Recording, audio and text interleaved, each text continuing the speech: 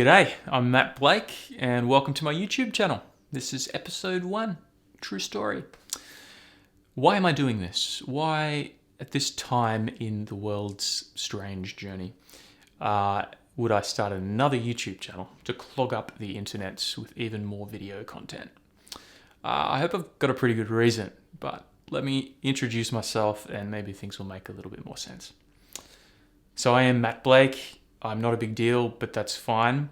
I live on the east coast of Australia with my beautiful wife and our pets who we love. And my journey has been a very interesting one. And it explains why I would bother starting a YouTube channel to talk to you fine folks about big questions about God, about life, about faith. I've had a winding journey, let's just say. And several years ago, I had a kind of cataclysmic personal event, a huge loss in my personal life that brought my life down very much to rubble. And in that time, I had an encounter with the grace and the love of God that was so intense and so unforgettable, so powerful. I promised myself to never be convinced that it was anything other than the living Christ delivering me out of the pit that I was in. And I committed in that moment as well to give my life in whatever way I felt God leading me to do, to give my life to serving Him and to sharing His love with the world. And since I made that commitment, my life has gotten insanely, ridiculously better, harder but better, not at odds with each other. Those two things. Now I find myself running a mission organization along with my parents and other members of my family. And I go around the world preaching the good news of Jesus to people and sharing the good news of Jesus with people through compassionate work, through nutrition projects, education, water projects, anything we can do to show love and compassion to communities and draw them to the love of Jesus. So that's what I do. Okay. How does that relate to this channel? As part of what I do, I teach Bible and talk about faith, talk about the big questions of Christianity with young people really regularly. So I run life groups for my church, small groups in the home. I teach a small online Bible school through our mission organization, which is called Liberty People, if you want to check it out. And also I'm involved in some local ministries that train young people for ministry, which is a real thrill for me. And I take young people fairly regularly through the Bible as an overview, where it came from, why we should trust it, how we should read it faithfully and in a healthy way, and how we should apply it faithfully and in a healthy way. And I've encountered some really common struggles, really common questions, really common victories, which I think are worth sharing. And this channel is really my way of inviting a larger group into a discussion. I'm not the only one having this discussion with people. What I want to do is welcome young people who have questions. One thing that I've learned in the last several years is that in many of the churches I have in my immediate family of churches, the church is a very broad family, young Christians have more questions than their pastors are used to handling. And that's fine, because running a church is hard and complicated. And not everybody is an apologist or a philosopher, and we shouldn't all have to be that. But a lot of young people are wandering around trying to figure out lots of things and feeling like their questions are pretty reasonable. And I agree with them. And I'm not bothered by people's questions. I'm not bothered by people's doubts. I would like to welcome them, invite them to the table, to conversation. I believe Christianity holds up to scrutiny. And that's after many years of wading through the mud of doubts and questions. Confession time. Maybe I should start my channel with this. By nature, I'm a skeptic. If you could line me up alongside the 12 disciples and kind of pick one that resembles me in the way that I've engaged with my faith in Jesus, I'd probably be basically a Thomas. And me becoming a missionary or a mission worker is kind of hilarious because you're putting Thomas on a plane and sending him around the world to preach the gospel. Well, Thomas kind of did that. He was a pretty important apostle. And the fact that he is celebrated in Scripture and used by God is significant. And I'm comfortable being a questioning person. God accepts me. He meets me where I am. And he helps me to find good responses and sometimes even very firm answers to the questions that I ask. So, if you're a question asker, welcome. What is the upward drop? What is the point of this? And why did I use that name? This is the same name that I use for my blog. If you go to theupwarddrop.com, you can read the very occasional posts that I've posted there. And for me, this phrase, the upward drop, really captures the Christian life, actually. The Bible and Christianity are incredibly deep and paradoxical truths. The idea of the upward drop is that, just like Jesus teaches us in so many ways in the Gospels, in the kingdom, the way up is down. The way to grow is kind of to become smaller. The way to increase, actually, is to follow the words, I must decrease and he must increase, as John the Baptist said. So that's very counterintuitive. And I have found it to be deeply true. Since my big life event that launched me into a more committed Christian faith, I've discovered that a life of serving and giving is deeply more personally fulfilling than a life of receiving.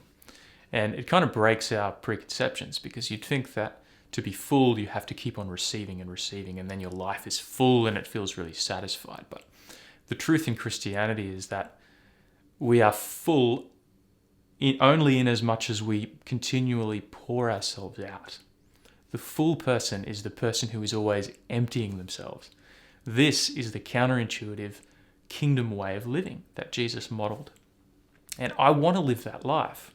I want to follow Jesus. I want to be transformed into his image, because I've experienced his love. And if I can be a part of sharing that with the world, I say bring it on. So that's the upward drop. Welcome. Hopefully I get to engage with you. Hopefully some actual questions between people who might watch this and myself can exchange, and we can talk about things that are really on your mind, on your heart, things you wrestle with in Scripture, things you don't understand about God. A couple of examples, big things I've wrestled with in my life have been the question of violence in the Old Testament and how we can reconcile that with the love of God. Another big one is the suffering in the world. How can we come to terms with a world that is filled with many kinds of evil when our God is all-powerful, all-knowing, and all good, all loving? Like, why are these things still happening? These are really important questions, and I think we should be allowed to ask them. So feel free to ask questions in comments or email me, and we'll get a conversation going. All right, now what am I going to talk about today? That was like a really long intro. So if you're still here, you're awesome. Thank you. Today, how can I start a channel on April? What's the date? The date today is the 3rd of April, 2020, which means we are smack in the middle of this crazy COVID-19 madness. And how could I possibly start a channel without at least saying something about where we are and how our faith actually connects with this? What are we to do with this as Christians? I want to share one really positive, I think, reflection on what we're learning about the world and about ourselves and about our faith. Then maybe a negative reflection or a challenge. And then I just want to encourage you all on the way out. So this is obviously a really strange situation that we find ourselves in. I never thought I'd live through like another Spanish flu or whatever, which is kind of what this is. A world-changing, world-shaping event like this. And one thing that's actually stunned me, so here's my positive reflection. One thing that's actually stunned me is the world's willingness to make an enormous sacrifice for the vulnerable members of their community. So here's a very optimistic take. Right now, if you look around the world, every major nation seems to be infected. That's probably a naive statement. Please fact check me on that. It's spread like crazy. You get the point.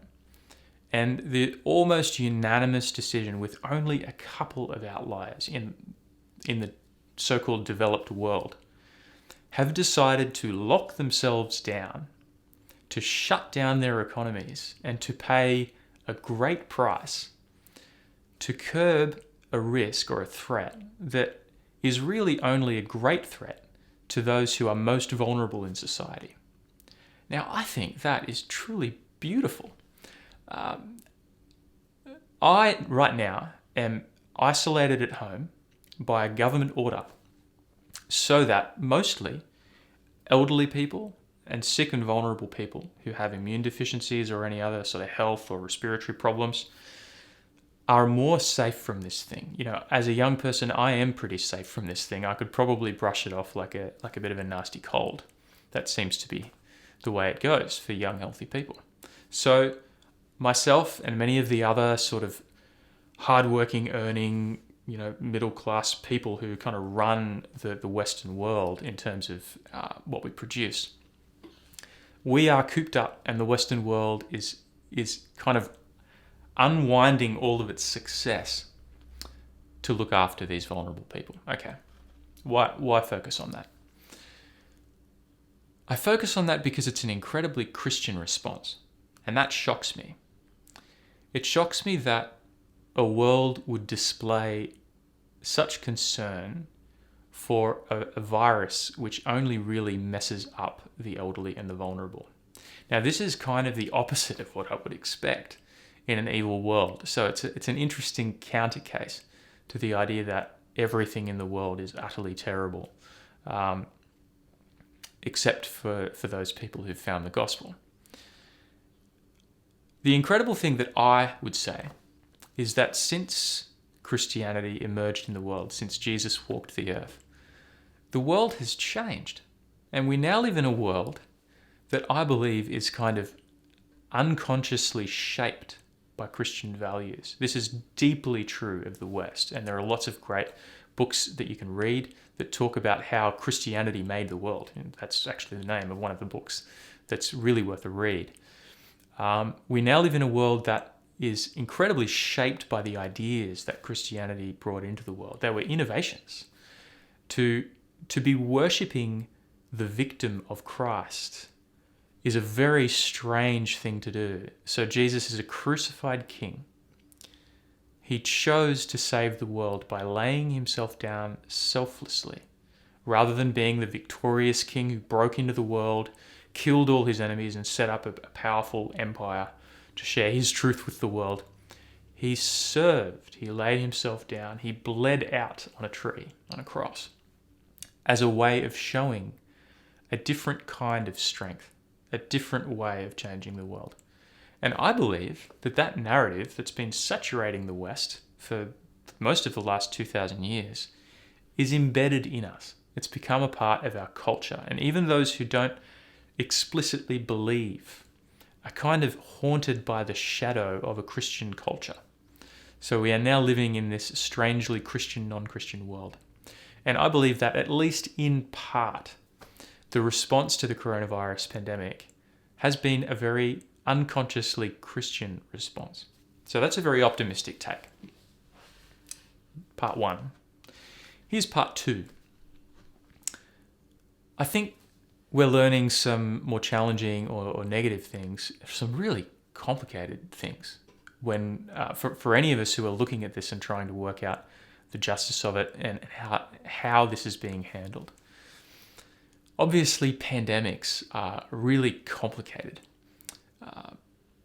One conundrum that I am really stuck on in all of this is that, and this is something that really makes me wrestle with some of the teachings of Jesus, a huge portion of our ability to look after people, older people and vulnerable people, actually comes from our economic strength. Now, this is complicated because Jesus encourages us not to be driven by worry about the future to store things up in barns, and he teaches us to not seek wealth. He actually teaches us to be very wary of wealth at the very least. Some would say he despises wealth. I wouldn't necessarily say that. He definitely encourages us to be really on the watch when it comes to personal wealth. Now, we have a situation in the West, including Australia and the States and the UK, where our wealth makes it possible for us to look after the health of people incredibly well. And by emptying our pockets, here's one to think about and maybe respond to. By emptying our pockets for a long time, and many economies literally pouring out trillions of dollars for these truly infinitely valuable people. Unsurpassably valuable might be a better word, because Jesus paid an unsurpassable price for each one of them. Each old person who is struggling, each vulnerable person who might otherwise die from this disease. The question that I am stuck on is how, by emptying our pockets now, will we make it more difficult to meet the needs of the next generation? That's a true conundrum. I don't know how to solve that. It will be harder for us to provide healthcare and education and many of the things that make the world thrive after this great shutdown that's going on in the Western world. And my question is, it's a really curly one, and I don't think it really has an answer. Are we sacrificing future good to do a present good? And if we are, how do you calculate the greatest net good in any situation?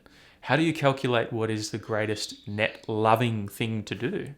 The greatest net merciful thing, the greatest net compassionate thing to do, considering that we may be wrestling with the burden of this time for maybe decades to come.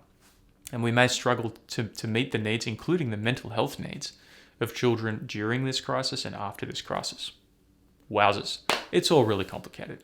And probably all of this is just to say that I'm really glad I'm not the Prime Minister of Australia right now or the President of anywhere, because this is a truly curly and difficult and horrible situation to try and figure out. All right. Positive reflection, challenging reflection. It's a conundrum. It's a true conundrum. And I want to end on something a lot more constructive, because conundrums don't really give you very much to work with. Let's talk about our response as Christians. Jesus is the one that we follow. And if we look at Jesus' response to conundrums, they're usually very interesting and very insightful, and they turn our expectations on their heads. There's an incredible moment in John chapter 9 where a blind man is before Jesus. And people ask Jesus, who sinned to cause this man's blindness? So he'd been blind since birth. And people came to Jesus saying, what's the cause? Now, this is a question that could really mess us up in terms of COVID-19. Why is this even happening in the first place in God's world? If God is so good and he's all powerful and he's all knowing, why COVID-19? I'm sure there are lots of answers to that. What Jesus is being asked in this situation is very much like that question. Why is this man blind? Did he sin and now he's paying the price for his sin? Did his parents sin? Are they now paying the price for their sin? This is a very retributive way of coming at the problem. They're assuming that obviously some past sin of someone has caused this great pain. And Jesus says something that I'm sure they didn't expect. He actually kind of ignores and answers the question at the same time. He simply says that neither this man nor his parents were born blind. But it happened. It just happened. There's no explanation as to why it happened in the first instance. But it happened. And it happened so that, in the present, the works of God might be displayed in him. So there's almost like a refusal to get stuck in the messy, philosophical, ambiguous question of why, which is sometimes an unsolvable question. It's worth talking about in terms of COVID-19, but I think the pragmatic Christian decides to follow Jesus on this one. And Jesus says, as for why it happened, I'm not going to focus on that. Right now, I'll tell you why I think it happened. It happened so that in the present, and this is not a causal statement, it's not saying that God did it so that now the works of God could be displayed. It just happened. And right now, I'm deciding to say that through this, the works of God can be displayed. Okay, so if we bring this into COVID season, what does that mean? The works of God in this season are actually very much like the works of God in any season. I think we probably are just called to level up in a way the main things that Christians are supposed to do. So what do Christians do? Let's think really simply about this. Christians follow Jesus. What's the main command of Jesus? Love God and love neighbor.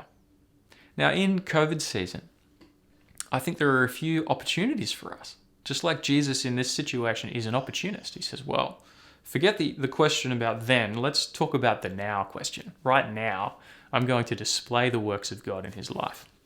Let's be opportunists. What do we do in this season? We love God and we love people, but we double down. We've got an opportunity to show love in a new way in an incredibly broken and hurting world, in a strange situation. In a time when they are more open because they're asking questions.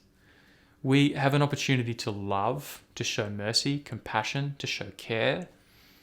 And we also have an opportunity to focus on God if you're able to get through this and provide for your family, which of course, if you need to focus on that, you focus on that first.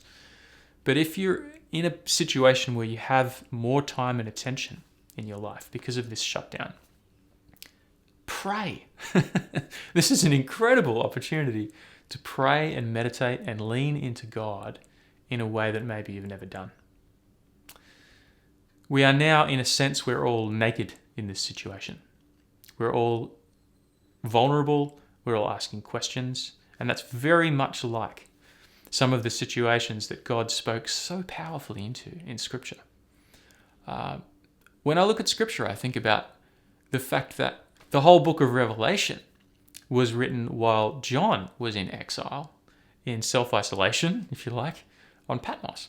And he made the most of that time. He saw a kingdom opportunity to bring something of the message of God into the world in that strange time that he was a part of. I think of Paul writing his letters from prison. Most of us would just be probably quite miserable and feeling sorry for ourselves. He saw an opportunity to do something that he couldn't usually do. I think of Jesus straight after his baptism going out into the desert to be alone, to be tested. And that being the kind of crucible moment that made him ready to face his mission, to face the world. It says that he returned filled with the Spirit and went out and began his ministry. So these testing times, I'm not saying that God orchestrates things like this so that we can be tested. I'm saying at the very least that they are opportunities to grow and to connect with God in a way that we otherwise couldn't. Maybe for you, maybe your prayer life has been very unsatisfying for a very long time. For me, that was true for a really long time.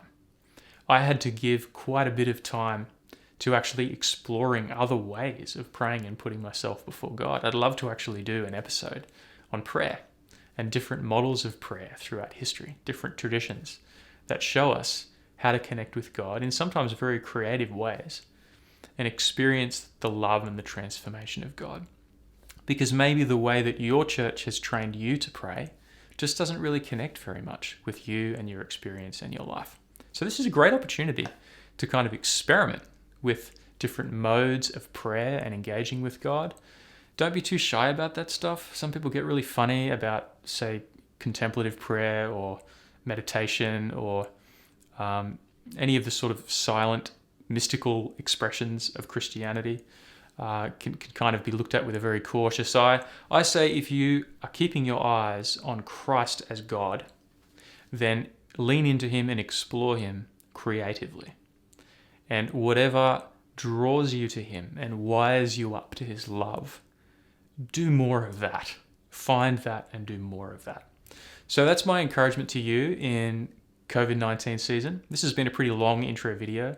If you're interested in this, then you can take me ranting for a little while.